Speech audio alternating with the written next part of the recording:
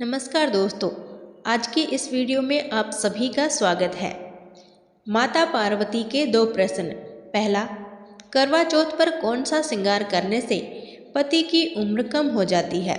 दूसरा, करवा चौथ पर किस रंग की चूड़ी और कपड़े पहनने से दुगना फल मिलता है। एक समय की बात है, एक नगर में एक गरीब स्त्री अपने पति के साथ रहती थी। उसी स्त्री के पति का स्वास्थ्य हर समय खराब रहता था। वह स्त्री घरों में काम करके अपने जीवन का गुजारा करती थी। उस स्त्री ने उस पर जैसा भी हो सका अपने पति का इलाज करवाया, लेकिन उसे कोई लाभ नहीं मिला। फिर एक दिन वह स्त्री पूजा पाठ करने के लिए एक मंदिर में जा रही थी, तो वापस लौटते समय उसकी मुलाकात एक सुहागिन स्त्री से हुई। तो फिर वह स्त्री उन सुहागिन स्त्रियों को अपने पति के बारे में सारी बात बताती है। तो वो सुहागिन स्त्रियां कहती हैं, तुम चिंता मत करो और आज से ही माता पार्वती का सच्चे मन से ध्यान लगाओ। माता पार्वती तुम पर कृपा अवश्य करेंगी। इस प्रकार उस स्त्री ने सच्चे मन से पूर्ण निष्ठा के साथ माँ पार्वती का ध्यान लगाया। तो रात को सोते समय माता पार्वती उस स्त्री के सपने में आ गई और उस स्त्री से कहने लगी, बेटी क्या बात है, तुमने मुझे क्यों याद किया है। तो वह स्त्री कहने लगी, हे माँ, मैं अपने पति से बहुत प्यार करती हूँ और पता नहीं हमारे नसीब में क्या लिखा है, जो कि मेरे पति हर समय बीमार रहते हैं। कभी कभी तो ऐसा लगता है कि मैं विधवा होने वाली हूँ। माँ, मुझ पर कृपा करो और मेरे पति को स्वस्थ करने का कोई उपाय बताओ। फिर माता पार्वती कहती हैं कि यदि तुम अपने पति को स्वस्थ रखना चाहती हो और सदा सुहागिन रहना चाहती हो और अपने पति की उम्र लंबी करना चाहती हो, तो तुम कार्तिक माह के कृष्ण पक्ष की चतुर्थी के दिन करवा चौथ का व्रत रखो। उसके रखने से हर सुहागिन स्त्री के पति की उम्र लंबी हो जाती है और पति हमेशा स्वस्थ रहता है। और इतना ही नहीं, लक्ष्मी की कृपा होने लगती है। घर की गरीबी हमेशा के लिए दूर हो जाती है।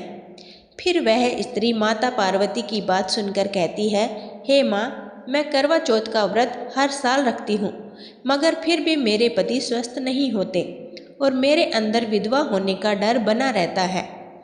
तो माता पार्वती कहती है, करवा चौथ का व्रत सुहागिन स्त्रियां अपने पति की लंबी आयु की कामना के लिए कठिन निर्जला व्रत रखती है और इस व्रत में 16 श्रृंगार कर माँ करवा की पूजा की जाती है।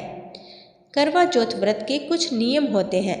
यदि किसी स्त्री द्वारा करवा चौथ व्रत के नियमों का पालन ठीक से नहीं किया जाता तो इस व्रत का फल नहीं मिलता और उस सुहागिन स्त्री के पति की उम्र बढ़ने की जगह कम होने लगती है।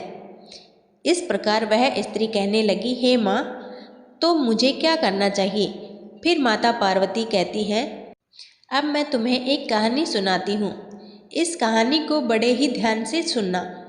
फिर आने वाली करवा चौथ को इस कहानी में बताए गए नियमों का पालन करना, जिससे तुम्हारा व्रत ठीक ढंग से संपन्न होगा और तुम्हें उसका फल अवश्य मिलेगा और तुम्हारा पति भी स्वस्थ होकर के लंबा जीवन जिएगा और तुम सदा सुहागिन बनी रहोगी।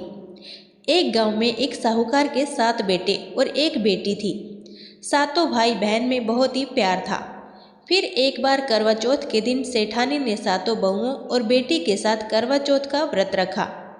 सातों भाई हमेशा अपनी बहन के साथ ही भोजन करते थे। उस दिन भी भाइयों ने बहन को खाने के लिए बोला तो बहन कहने लगी, आज मेरा करवा चौथ का व्रत है, इसलिए आज मैं खाना तब तक नहीं खाऊंगी जब तक चांद नहीं उगेगा। माता पार्वती कहती है, बेटी, इस प्रकार भाइयों ने सोचा कि हमारी बहन रोजाना हमारे साथ भोजन करती थी।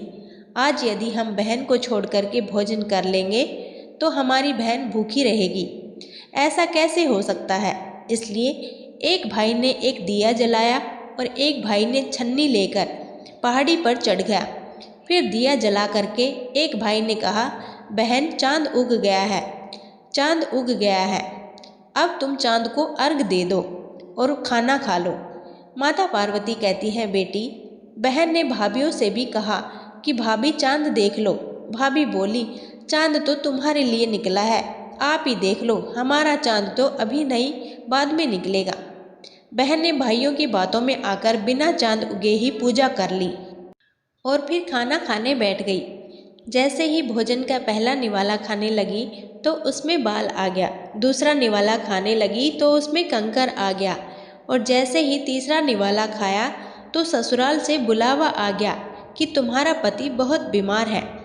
जैसे ही लड़की की माँ ने बक्सा खोला तो उसमें सफ़ेद कपड़े हाथ में लगे। उसने 3 बार बक्सा खोला, तीनों बार सफ़ेद कपड़ा ही निकला। फिर इस प्रकार वह लड़की सफ़ेद कपड़े ही पहनकर ससुराल के लिए रवाना हो गई। उधर उस लड़की की माँ ने उसकी साड़ी के पल्लू में सोने का सिक्का बांध दिया और कहा कि रास्ते में सबके पैर छूते जाना और जो अमर सुहाग का आशीर्वाद दे उसे ये सिक्का दे करके पल्लू में गांठ बांध लेना। बेटी को रास्ते में बहुत से लोगों ने आशीर्वाद दिया, लेकिन उसमें अमर सुहाग का आशीर्वाद किसी ने भी नहीं दिया। फिर जब वह लड़की ससुराल में पहुंच गई तो उसने क्या देखा कि पालने में जेठ की लड़की झूल रही थी। जब उस लड़की ने अपने जेठ की लड़की के पैर छुए तो वह लड़की कहने लगी, शीली हो सपूती हो, 7 पूत की माँ हो, माता पार्वती कहती है। फिर तो ऐसी आशीष सुनते ही उसने सोने का सिक्का निकाल करके अपने जेठ की लड़की को दे दिया और पल्लू से गांठ बांध ली। फिर जैसे ही उसने घर के अंदर प्रवेश किया तो कमरे में क्या देखा कि उसका पति मृत अवस्था में पड़ा हुआ है। फिर वह लड़की अपने मृत पति के शरीर को क्रियाक्रम के लिए नहीं ले जाने दिया। वह उसके साथ में रहने लगी और अपने मृत पति की सेवा करने लगी। उधर उस लड़की की जो सास थी वह बचा हुआ ठंडी बासी खाना नौकरानी के हाथ से कहकर भिजवा देती कि जा मुर्दा सेवनी को खाना दे आ, जो मुर्दे की सेवा कर रही है। कुछ दिन बाद माघ महीने की तिल चौथ आई तो उसने माता से प्रार्थना की और कहा, हे माता, मुझे मेरी गलती का पश्चाताप है, मुझे माफ़ कर दो। हे चौथ माता, मेरा सुहाग मुझे लौटा दो, मेरे पति को जीवन दान दो। तो माता कहने लगी, ये मेरे हाथ में नहीं है, बैसाख की चौथ माता तुम्हारा सुहाग लौटाएगी। फिर बैसाख की चौथ पर उसने प्रार्थना की तो माँ ने कहा, ये मेरे बस की बात नहीं है, भादुड़ी चौथ माता तुम्हारा सुहाग देगी। फिर भादुड़ी चौथ माता से प्रार्थना करने पर उन्होंने कहा कि सबसे बड़ी कार्तिक चौथ माता की नाराज़गी के कारण तुम्हारे साथ ये हो रहा है, तुम्हें उन्हें प्रसन्न करना होगा, तुम जो चाहोगी तुम्हें वह मिलेगा। माता पार्वती कहती है, बेटी, इस प्रकार कार्तिक महीने में चौथ माता स्वर्ग से उतरी तो गुस्से में कहने लगी कि तुमने करवा चौथ व्रत में 2 गलतियाँ की हैं, इसलिए तुम विधवा हुई हो। पहली गलती तुमने की कि तुमने बिना चांद उगे ही पूजा कर ली और खाना भी खा लिया। दूसरी गलती ये है कि कुछ श्रृंगार भूलकर भी सुहागिन स्त्री को करवा चौथ व्रत में नहीं करने चाहिए, वह तुमने कर लिए थे। जो भी स्त्रियां ये 2 गलतियां करती हैं उसके पति की उम्र कम हो जाती है और उसके घर में दरिद्रता आ जाती है। फिर वह स्त्री माता पार्वती से कहती है, हे माँ, कैसा श्रृंगार नहीं करना चाहिए और कैसे वस्त्र धारण नहीं करने चाहिए और करवा चौथ व्रत में क्या नियम है, आप मुझे बताने की कृपा करें, जिससे मेरे पति स्वस्थ हो सके और मैं सदा सुहागन होकर के जीवन जी सकूं। माता पार्वती कहती हैं, यदि कोई भी सुहागिन स्त्री करवा चौथ का व्रत रखती है तो इस दिन सूर्य उदय से पहले उठ करके स्नान कर लेना चाहिए और इसके साथ ही इस व्रत में दिन में नहीं सोना चाहिए और ना सर्गी लेने के बाद में भोजन करना चाहिए। तब माता पार्वती आगे कहती है, बेटी, करवा चौथ व्रत के दौरान हर सुहागिन स्त्री को काले अथवा सफ़ेद रंग के कपड़े और काले या सफ़ेद रंग का श्रृंगार कभी धारण नहीं करना चाहिए, क्योंकि काला और सफ़ेद रंग इस व्रत के लिए पूरी तरह से वर्जित माना गया है।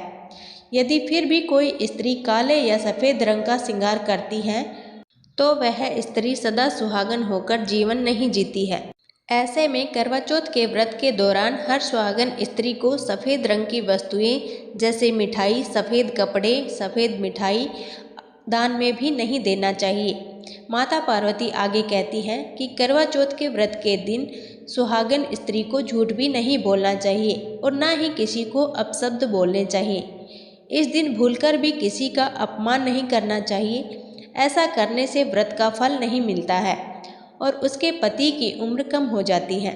करवा चौथ के व्रत में नुकीली चीज़ों का इस्तेमाल से बचना चाहिए। जो सुहागिन स्त्री करवा चौथ का व्रत रखती है उसे इस दिन बिल्कुल भी सुई धागे कढ़ाई सिलाई का काम नहीं करना चाहिए, अन्यथा इस व्रत का फल नहीं मिलता है। इस प्रकार उस स्त्री ने नियमानुसार श्रृंगार करके और वस्त्रों को धारण करके करवा चौथ का व्रत रखा और करवा चौथ माता के पैर पकड़कर क्षमा मांगी और विलाप करने लगी, कहने लगी, माता मुझे इतना बड़ा दंड मत दो, मेरा सुहाग मुझसे मत छीनो। आप जग की माता हो, सबकी इच्छा पूरी करने वाली हो, मेरी बिगड़ी बनाओ, मेरा सुहाग मुझे लौटा दो, मेरे पति को जीवित कर दो।